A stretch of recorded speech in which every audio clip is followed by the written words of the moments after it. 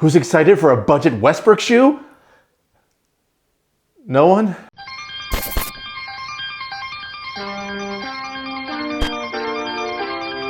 What's up guys, welcome to WearTesters.com official YouTube channel. My name is Evan and today we have a full performance review on these guys right here. This is the Jordan 1 Take 4. These were sent in by the good people at Bouncewear. Bouncewear is one of the best basketball shoe stores in Europe. So if you're watching us from there and you're interested in picking up a pair of basketball shoes, head on over and check them out. The Jordan 1 Take 4 retails for about $100 and you'll find an affiliate link in the description box below if you're interested in picking up a pair.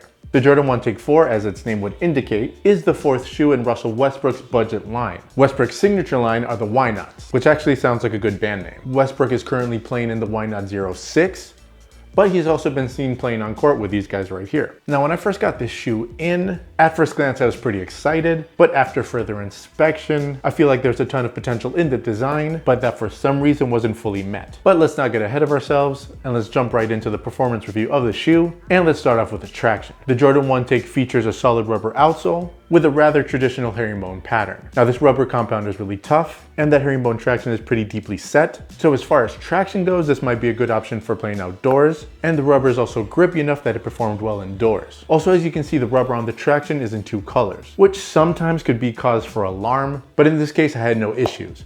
And actually I think that the traction is the best feature on this shoe. We all know that herringbone traction performs really well. It gives you really good multi-directional coverage, and both indoors and outdoors these worked really well. And I think that outdoors, and if we're only talking about traction, this shoe might be a good option. But when we get to the cushioning, you'll see that it might not be the greatest option overall outdoors.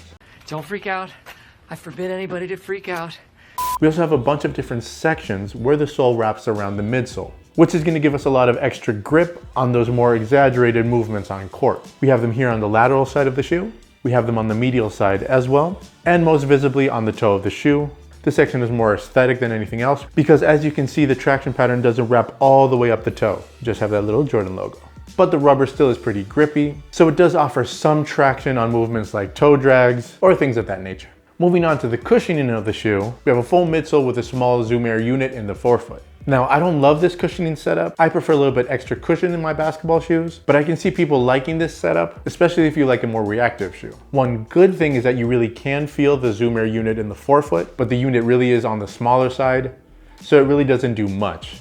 That's what she said. The cushioning feels similar to the Kyrie Low 5 in some ways, and it's not the only aspect in which the shoe feels similar to the Kyrie Low 5, but for some reason I prefer the cushioning setup in the Kyrie Low 5. That might be because of the implementation of the foam in the midsole, which for starters isn't the most plush foam out there, and on top of that it's pretty well caged. Again, we have a lot of portions of the sole that are wrapping around the midsole, which stop that foam from expanding and contracting, and then we have this pretty small TPU shank plate that's also impeding the expansion and contraction of that midsole. So the shoe is already on the reactive side, and I don't think these things help in terms of feeling the cushioning work. So again, this shoe is on the reactive side. It's somewhat similar to the Kyrie Low 5. So if you like the setup in that shoe, you might like this one as well, but not for me. Moving on to the materials on the shoe, this is both the most disappointing aspect of the shoe and the worst aspect of the shoe. What we have on the upper is synthetic leather and some of the cheapest synthetic leather you can find. Then we have this very thin plastic mesh, and then this flimsy pseudo neoprene tongue. All of these feel super cheap, super plasticky as well. And it's disappointing because the materials all feel like placeholders for something better. And what tragedy happened in your life that you insist upon punishing yourself with all this mediocrity?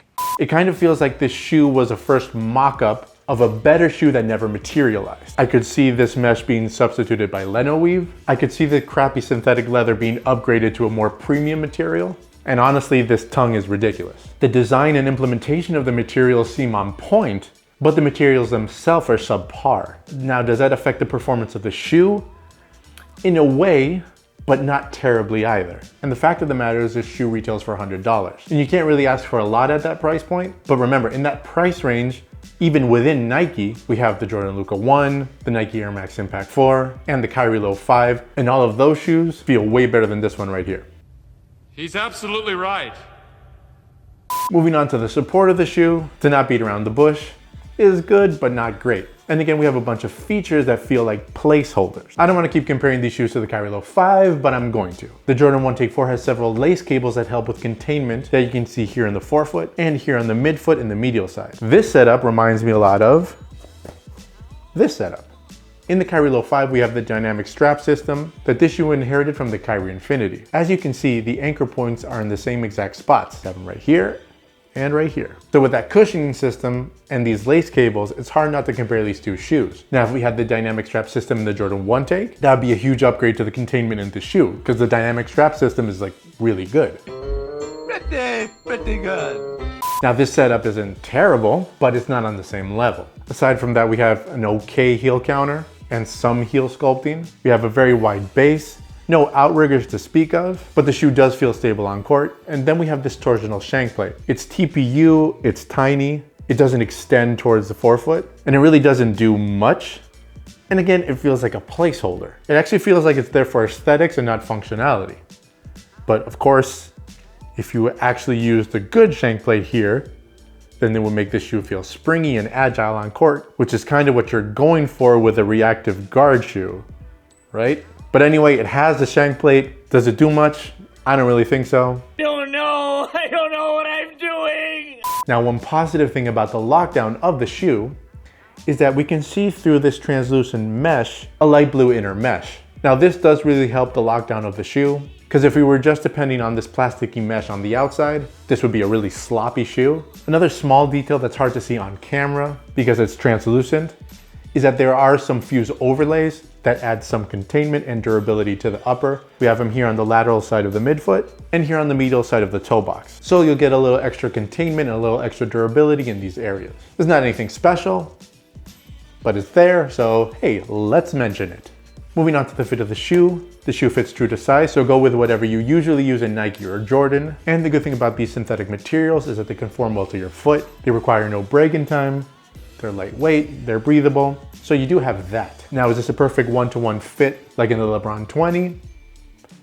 No. You have a little extra space in the toe box, and the lockdown isn't perfect. I do have a little bit of excess skin though.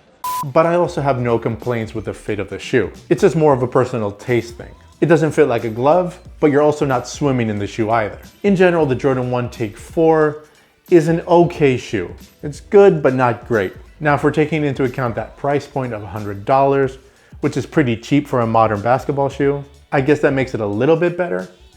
But when you have shoes like the Jordan Luka 1, the Kyrie Low 5, or the Nike Air Max Impact 4 in a similar price range, it's hard to say that I would pick these up before one of those shoes. I guess it all comes down to how big a fan of Jordan you are, or maybe Westbrook. So if you're incapable of picking up a non-Jordan brand sneaker, or you're just the biggest Westbrook fan, this is gonna be a great budget option for you. Or maybe you just hate Kyrie and don't wanna pick up the Kyrie Low 5. But again, this shoe is okay. I could see this as a good practice shoe, or if you're gonna play outdoors and you like a reactive cushioning setup. But again, for me, I think they're better options at this price point. I'll also say that aesthetically, I think they're pretty nice, and there's some pretty cool colorways of the shoe. So if that affects your decision, then there's that. But anyway, that's the performance review on the Jordan 1 Take 4. Let us know in the comments what you think. Is this an automatic pickup for you? You guys Westbrook fans? Let us also know what other budget models you would like us to review. Don't forget to like, comment, and subscribe. And until next time, guys, be good.